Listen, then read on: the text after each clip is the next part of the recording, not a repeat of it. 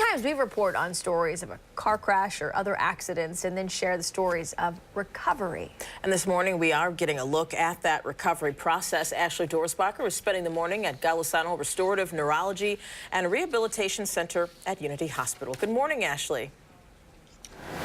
Hey, good morning. Yeah, I am in one of the things that we will be demonstrating here. It actually gets hooked up to this. We're working on setting it up now and showing you just how it works. But there are so many ways that they are helping with folks here. We're going to be talking with a patient who went through here and went through all of the therapy and the rehab to get back on his feet and back to school. We're going to be showing you the different ways using this and that, and they're setting that all up right now. And we're going to be just talking about March being Brain Injury Awareness Month and just showing all of the amazing things that we have right here in the Rochester area to help folks. We talk about those crashes. We report on them all the time. This is the good stuff that comes after it. So stick around with us all morning. We're going to be having some good talk here at Unity Hospital this morning.